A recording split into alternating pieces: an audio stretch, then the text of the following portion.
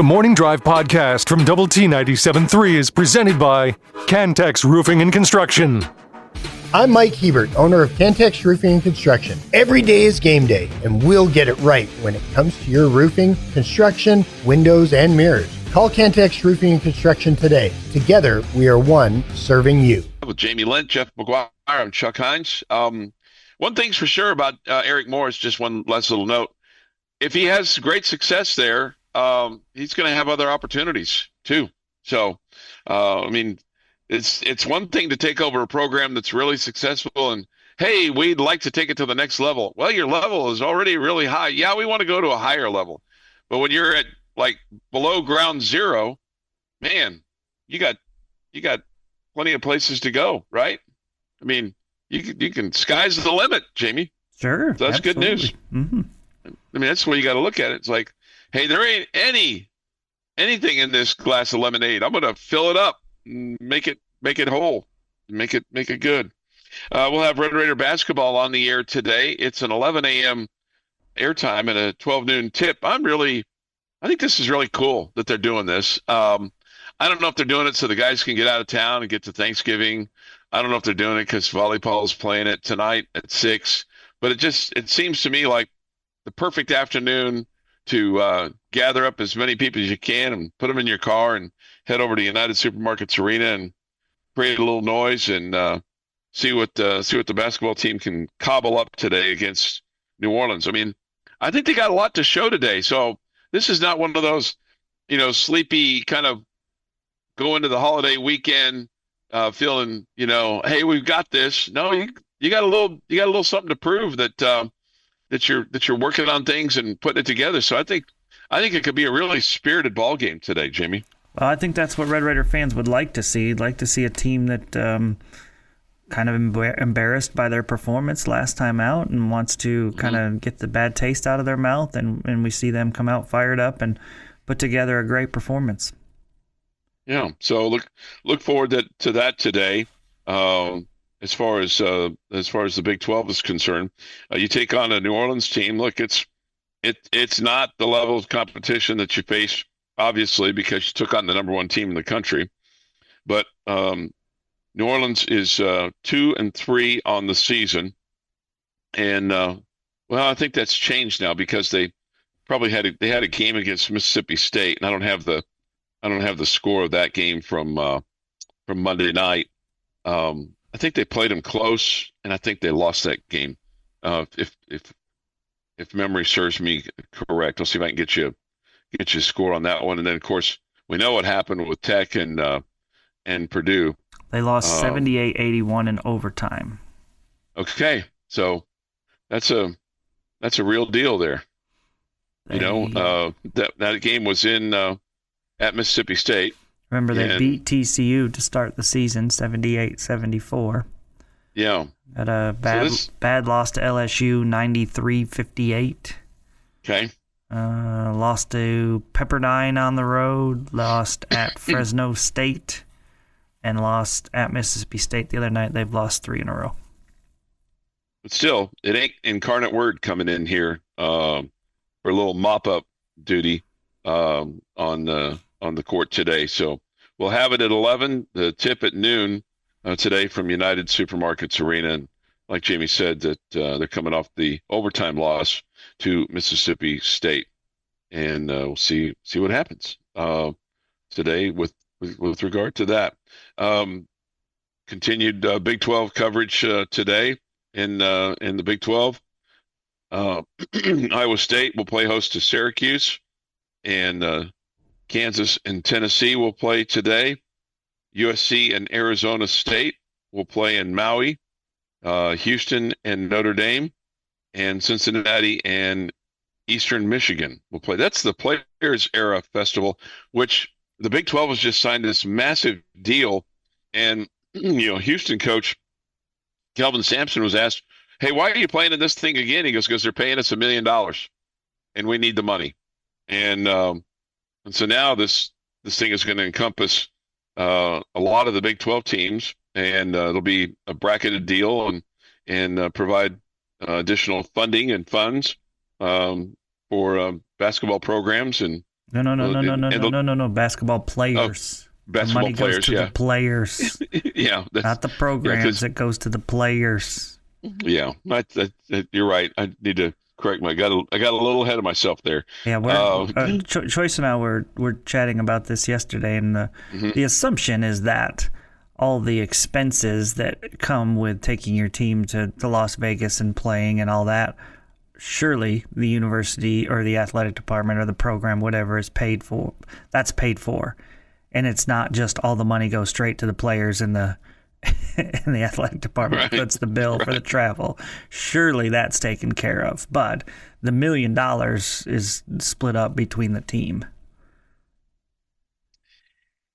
Yeah, you'd think that some of those expenses would be covered, or you would think all of them, right? If they're paying the players, surely the expenses are taken care of.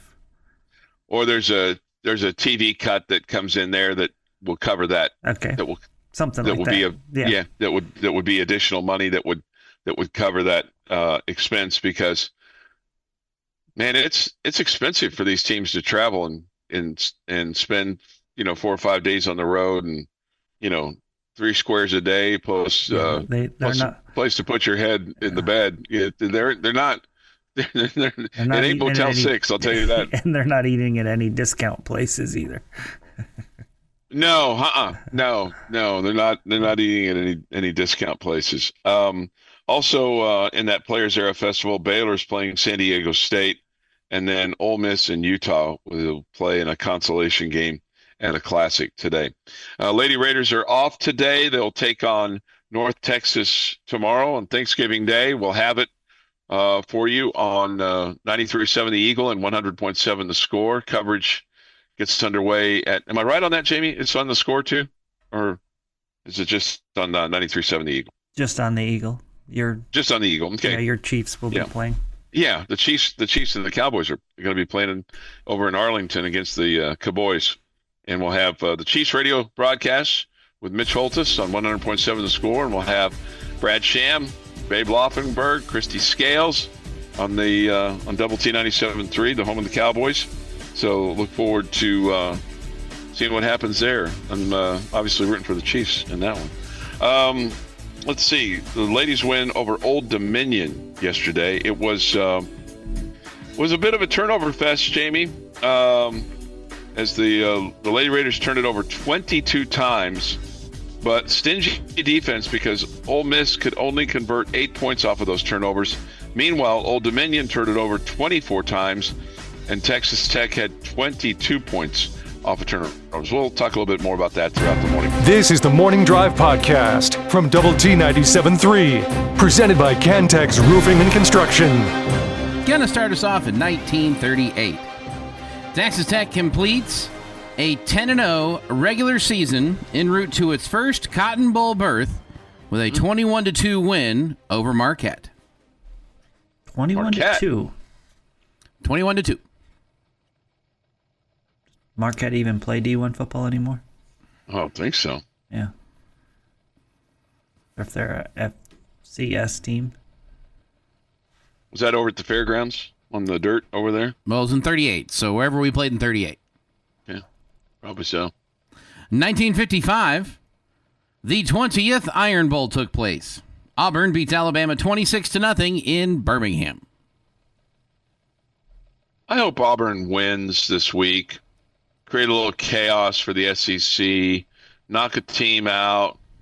I think their coach is sniffing around. I think they're tired of all the people telling them how bad they are, even though they're good.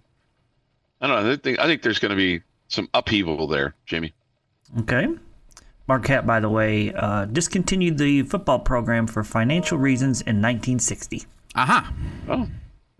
So no, they do not play Division I football. Do not.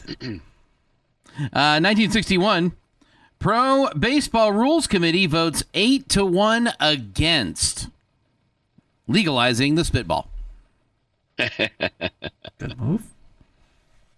1963. I mean, just think how many more make it interesting, right? Just think how many more people would have had COVID. What if you just had a bucket on the mound instead of a rosin bag, and you just kind of dipped the baseball in there and shook it off and then threw it at those guys. I think that would be extremely dumb. Okay. That's what I think. Yeah, you're probably right. You're probably right. 1963. 29th Heisman Trophy Award is distributed to Jim Brown. Nope. Quarterback. Notre Navy. Dame? Roger Staubach. Oh, Roger Staubach. Okay. 1975, Boston Red Sox center fielder Fred Lynn becomes the first rookie ever to be named American League MVP. Chuck, did he play a lot of center field early in his career? He did. Okay. You said 75? 75. Okay, yeah, he did. Yeah, he played a lot of center field. I just remember him as a right fielder. Maybe I'm just completely misremembering. Yeah. 2015, DeAndre Washington ran for 173 yards and 2 touchdowns, and Texas Tech Red Raiders beat the Longhorns 48-45 in Austin. With the ball at the Texas 40, Jakeem Grant crouched low with Patrick Mahomes just behind the offensive line and was barely visible to the Texas defenders when he took the handoff and ran it in for a score. There you go. That was a great day. I wish the highlight for that was better.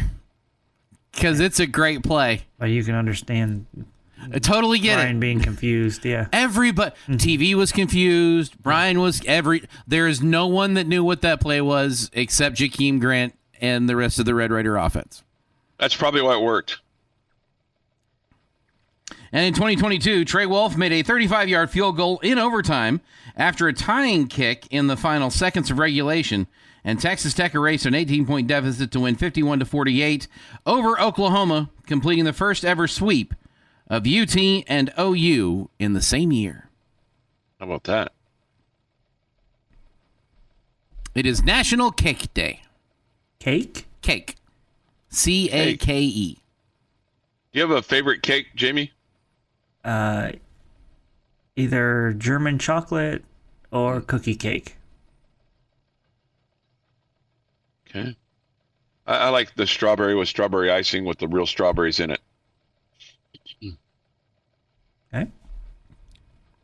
Happy birthday to DJ Khaled, who is 50. Sean Kemp, 56. Rich Little, 87. God, he's still alive. Wow. Live and kicking and laughing. And Harold Reynolds is 65.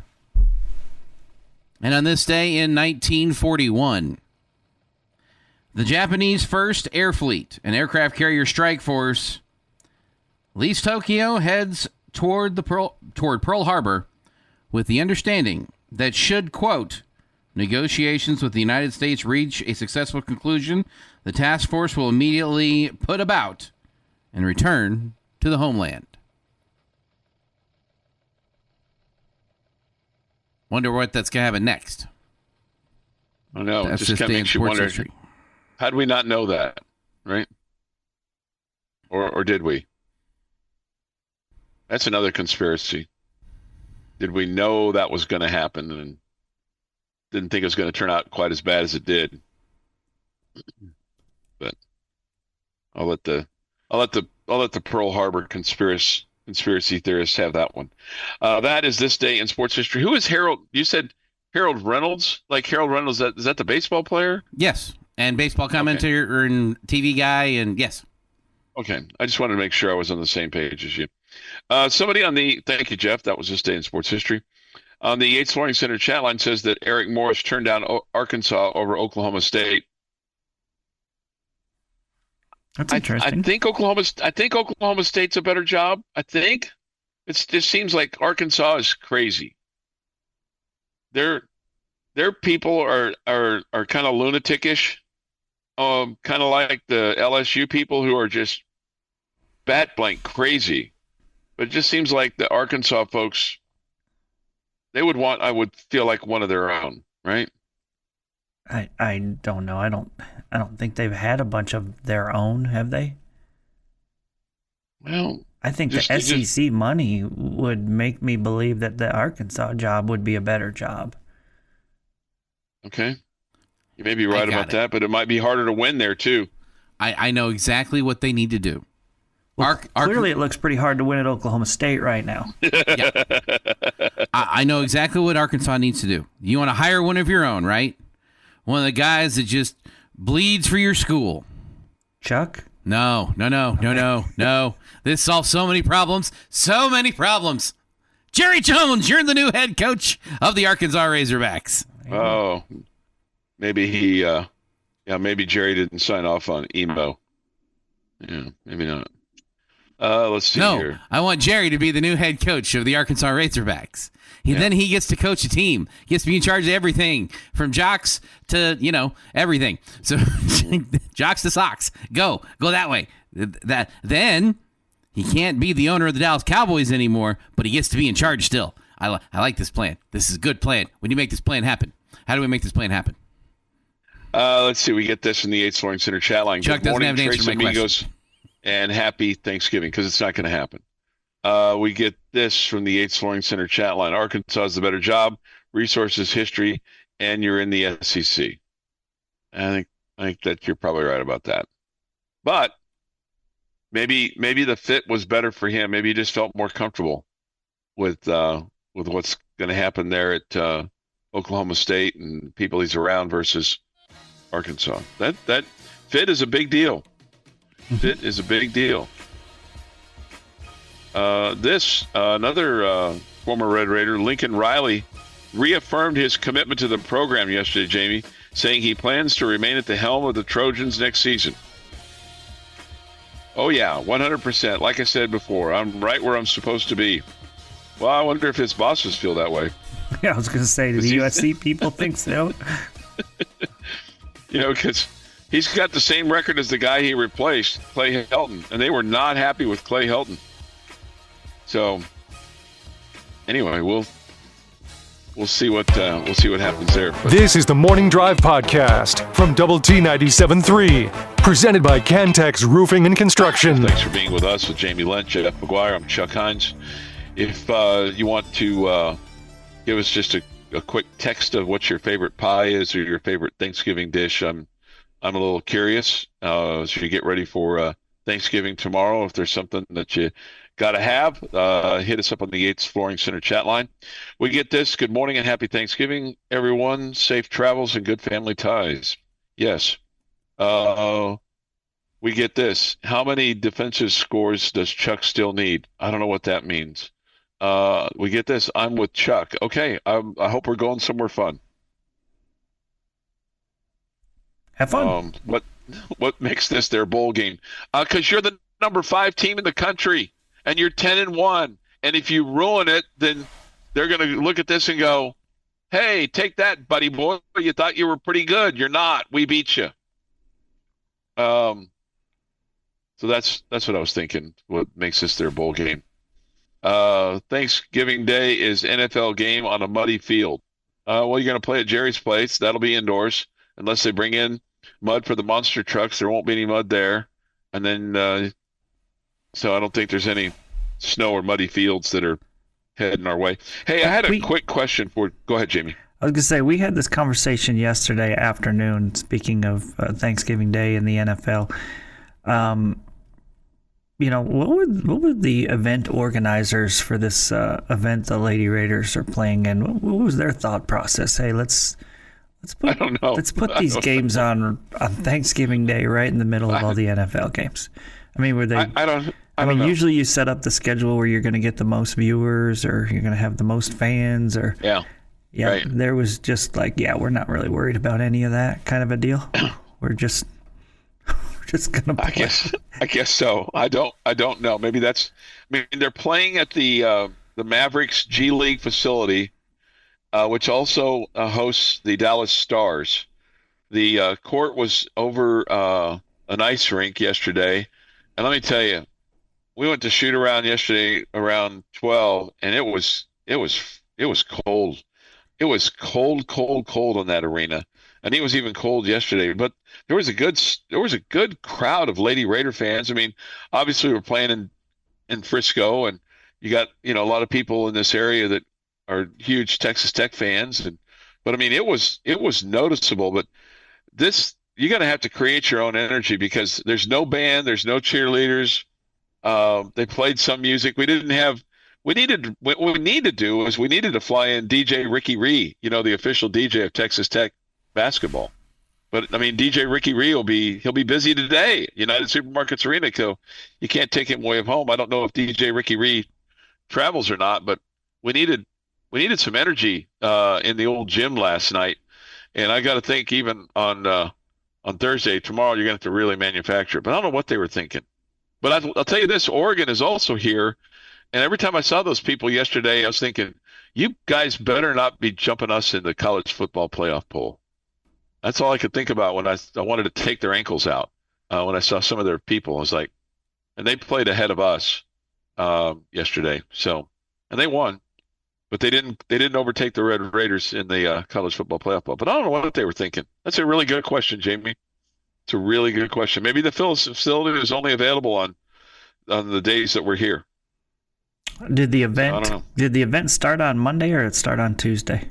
It started on Monday. There's 8 teams, so they had teams that played. I believe it started on Monday, and then there are teams. There's 4 teams, 4 games yesterday, and there's 4 games today and 4 games tomorrow. So yeah, it'd be. I don't know. That's a great question. I don't know what compelled them to have a game at 2:00 in the middle of everybody's Thanksgiving dinner. Hey, let's play at 2. I don't know but hey, we'll be there. Fink and I'll be there, man. We'll be there to bring all the action. So, you can have your earbuds on while you're having dinner, or you can listen to us on the 93.7 The Eagle or the 93.7 The Eagle app and all that kind of stuff. Well, I had a question for you. Okay. I have a question for you. Have your basketball expectations changed at all, or are you still even keel, wait and see, let's see how good we can be, or have you gone, I think I'm going to back it off just a notch? Yeah, I've backed it off a notch. So, like if I said to you right now, this team is going to make the Sweet 16, would you think that is a success, or would you think that is just okay? Both. Okay. Both. I mean, I think if you're finishing in the final 16, that's impressive. Pretty good. Yeah, that's really good. Do I think Grant McCaslin has higher expectations than that? Sure, I do. Absolutely. I mean, absolutely. The people within that basketball program, absolutely. They're like, hey, we're here to win it all, man. Yeah. And we're trying to figure out how to get to a Final Four and how to win 2 more games after that. I get all that. I'm just thinking, as you've grown your basketball program, especially on the men's side, to this level now where no matter who the coach is, you expect them to be successful. And especially with the investment that you've made in your players and in your facilities and your coaches and your support staff and your analysts and everything like that. I mean, I don't know that Sweet 16 is like the same as, hey, just getting to a bowl game, man. That's the floor. I would say probably making the field of 32 is the floor, but getting Sweet 16 is an expectation, and beyond that is, yeah, that's what we want to be known for, is Elite Eights and that kind of stuff. But still, you only have one Final Four in your history, so you have to kind of make sure you tap the brakes and stuff. Yeah, I mean, I think that's the expectations with this program are different than what they used to be. There's no doubt. And when you're paying 2 guys $6 million combined.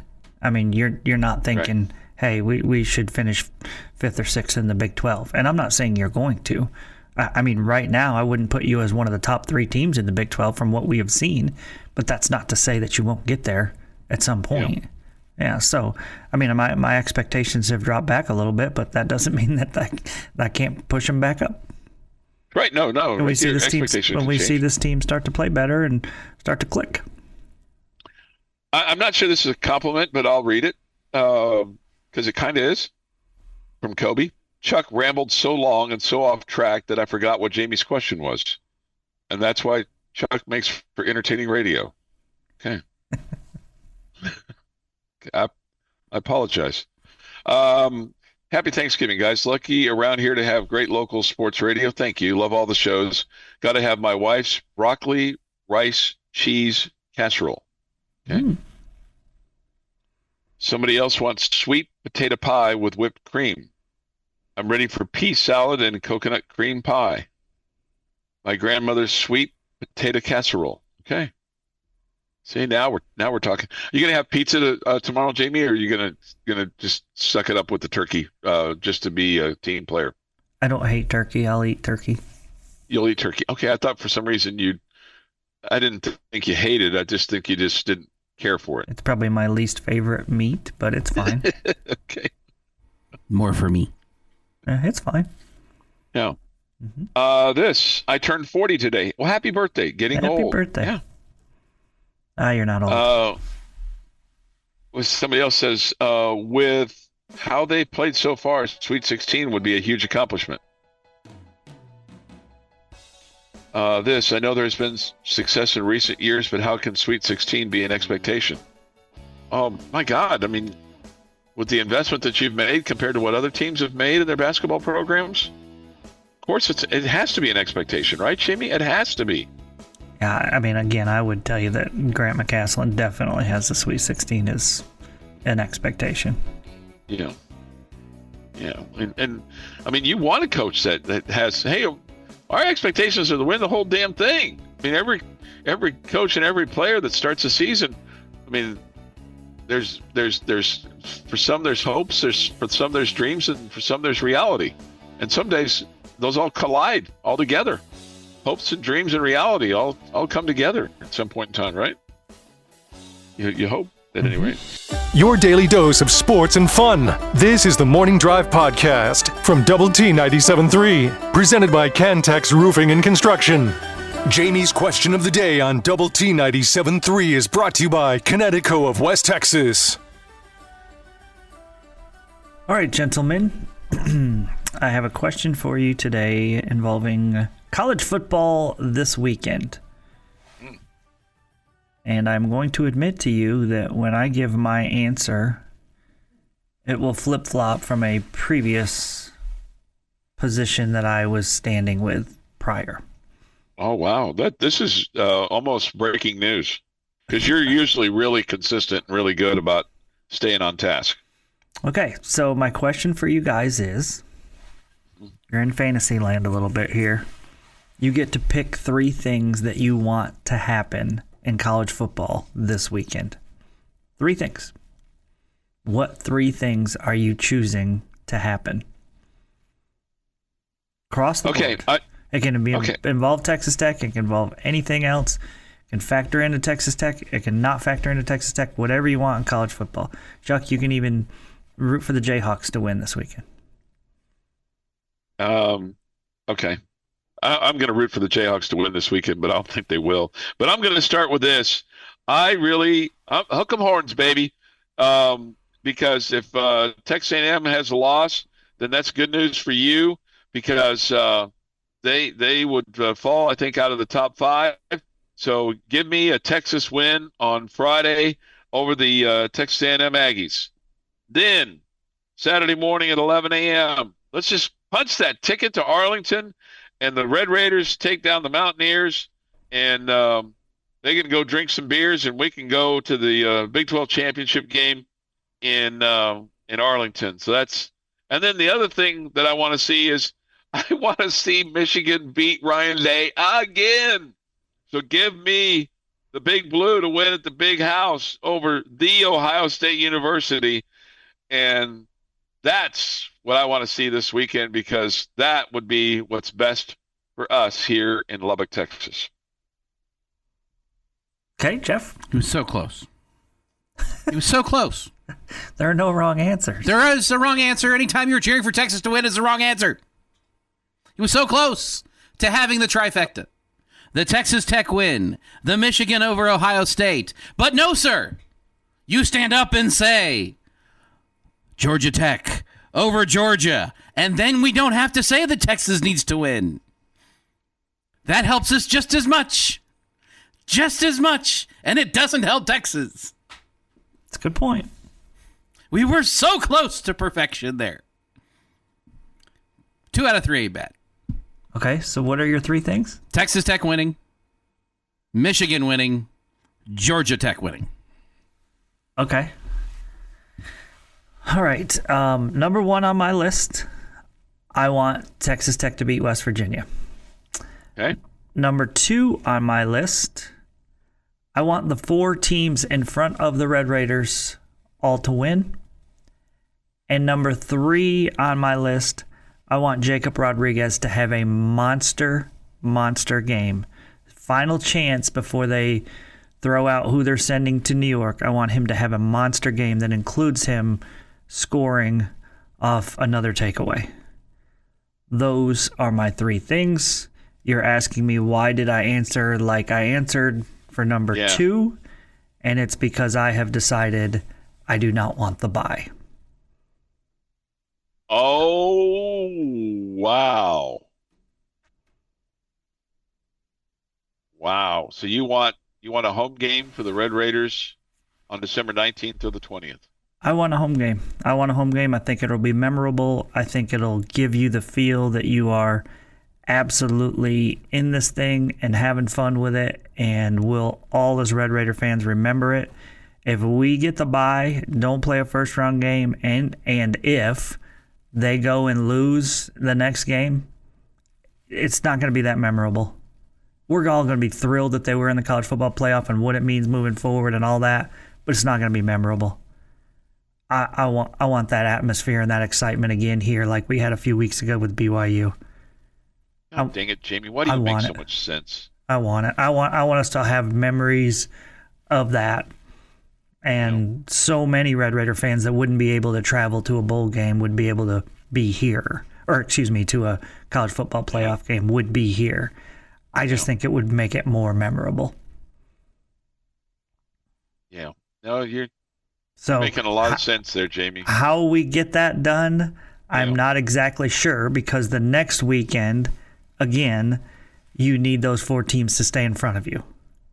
Yeah. So how that happens and how it stays that way, I'm not sure how that would mean. I would guess that Indiana would lose or Ohio State would lose a very, very close Big Ten championship game, and then the possibility could still be there.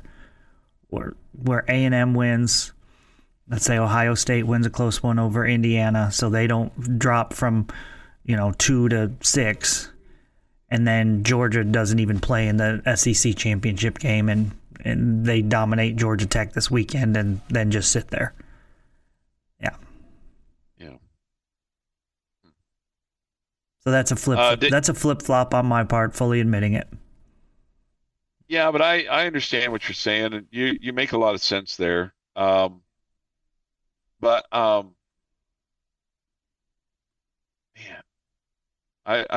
I guess I look at it from the standpoint of that again, that makes a lot of sense. But having to play that extra game, I understand it. I'm choosing joy, and the joy here is that Baron Morton is not going to get hurt. Obviously, if Baron Morton got hurt in that game, then my theory would be dumb. You can all say, "Told you so, Jamie," at that point. Yeah. Right. Let's see here. Somebody says, I'm with Jamie. David says, absolutely, Jamie. Plus, you might get to go to Jerry World again versus possible Georgia. This Gig 'em Aggies on Friday only and horns down. Okay. This, I'm unique around here. Clearly a Red Raider for life. Got my degree here. Grew up an Aggie fan in South Texas. Still root for them when they aren't playing Texas Tech.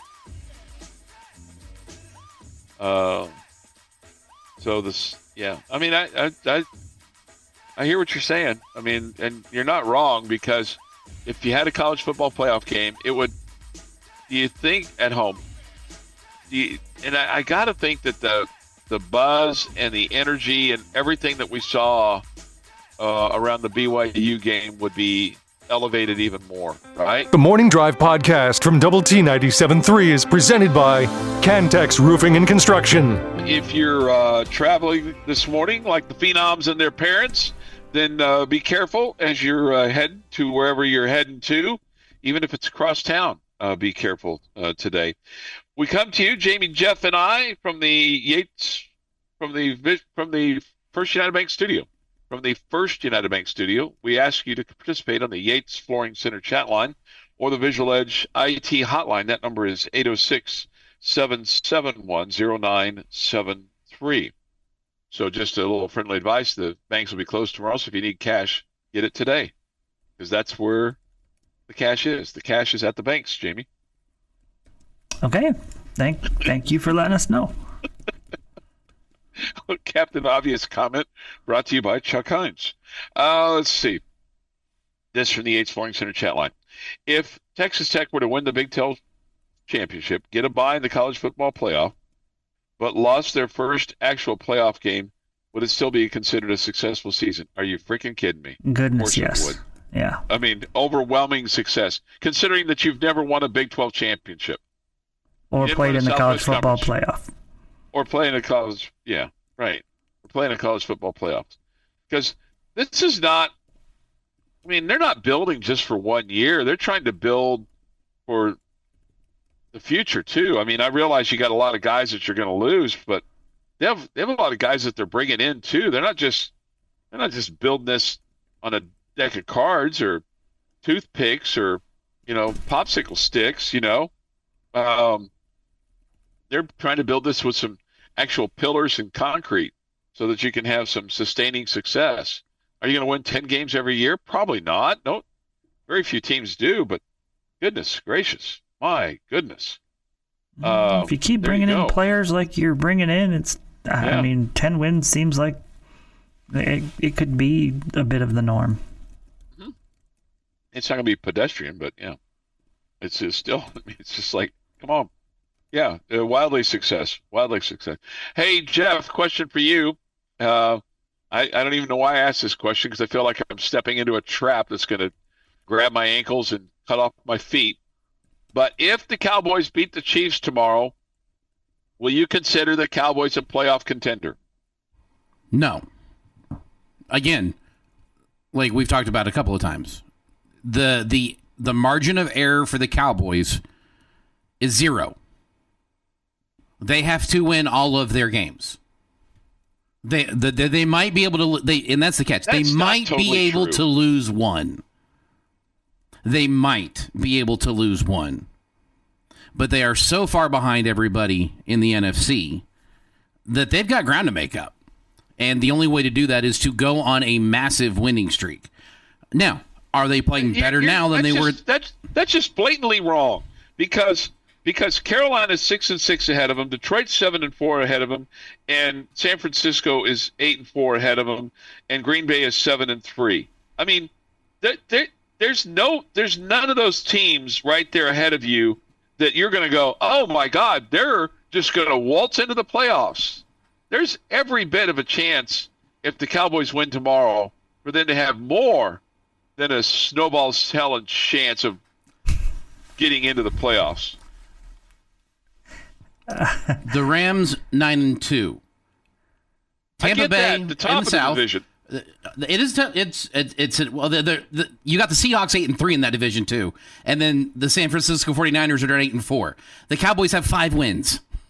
You are 3 wins behind 3 teams in the NFC West.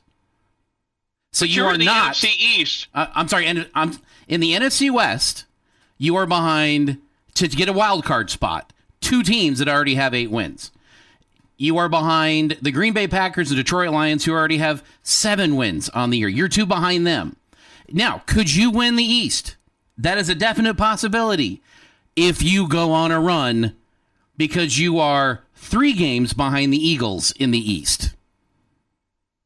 You've got to go on a run. I don't disagree. I don't disagree with that. But, I mean, I think there's more of a chance than what you give them.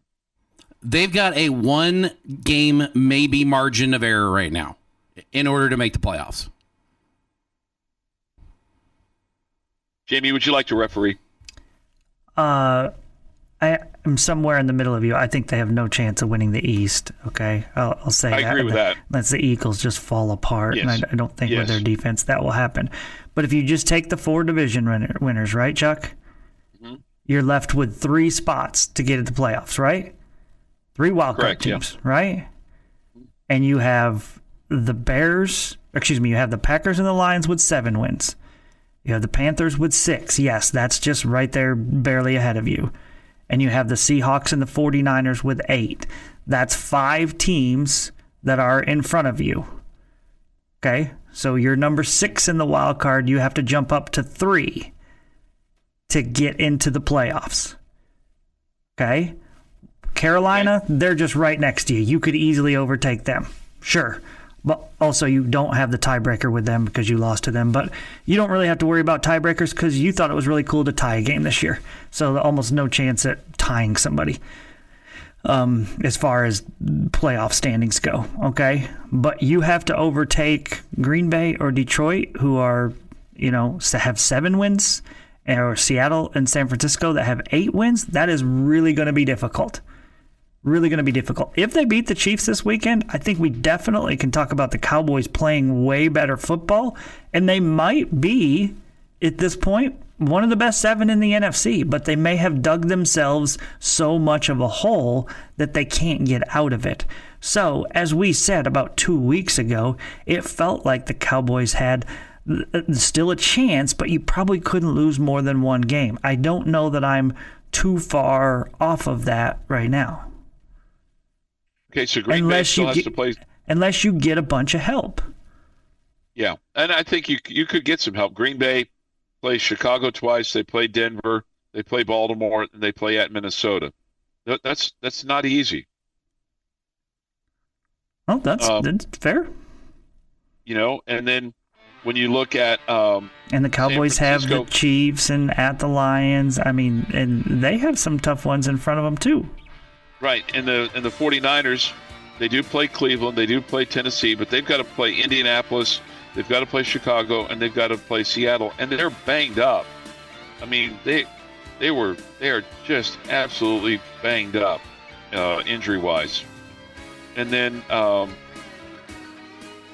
who else did you say? Seattle's 8-3. They're a surprise, and maybe I think they're a surprise, but they have Minnesota, Atlanta, Indianapolis, Los Angeles, Carolina, and San Francisco to play. So I'm just saying it's not out of the realm that they could play themselves into contention.